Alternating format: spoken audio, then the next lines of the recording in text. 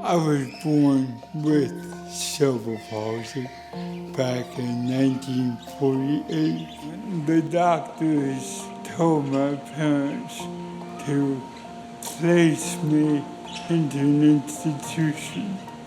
They chose not to do that. I was very fortunate to have a preschool that I could go to, like the Dick Hauser Center. We've talked about the idea of a name change for a while now. We had been the Dick Hauser Center for Childhood Services since the late 70s, and we get calls of people being confused, either confusing us with the baseball stadium itself, being connected with FSU, things like that. We wanted to add Bruce Harter in here because he's a special part of our school as well, just because of what he's done for us and who he is as a person. He's just an amazing person. He goes above and beyond all of the time. He'll come and he talks to our staff at staff meetings and staff trainings about his own experiences growing up with cerebral palsy and going to a similar program like ours. So when we really looked at ways to encapture what we're doing now, the innovation of our program, and then we looked at him as a person, we just knew that it was a really good fit because his story is just so inspiring. And so it was important for us to name the agency as a whole after Bruce, so we are the Bruce Harter Learning Pavilion. And then we're doing business as the Learning Pavilion. So day to day in our marketing and things like that, you'll see the Learning Pavilion, a Smart Play Preschool. Well, Mr. Bruce, he's awesome. Each time I see him, it's such a joy to see him. One day, he came as a guest in one of our trainings, and he told us about his life and his life story as a child. And there was no dry eye in the building. The students we serve are getting the best quality care that we can possibly provide.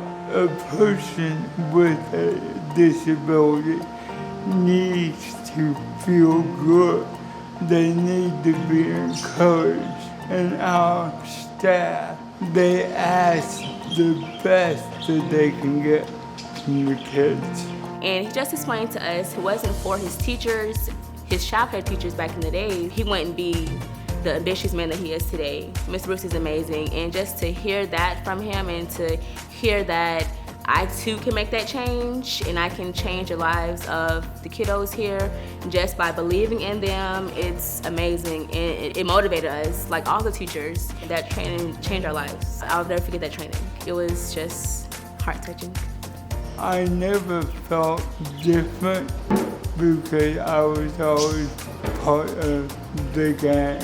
All the help that I had as a small child helped me go through regular school, junior college, Florida State, and then I was able to go on to be a strong advocate as a professional for individuals with disabilities. You know, he has a lovely wife and lovely children, and he's traveled all over the world, and he's just lived a really fulfilled, great life and didn't let any one thing slow him down. And just that in itself is so inspirational to our teachers and to our parents that are here that, you know, are just starting on that journey with their kids. Our staff continues to instill in children with and without disabilities the importance to develop to become the best person that they can become in life.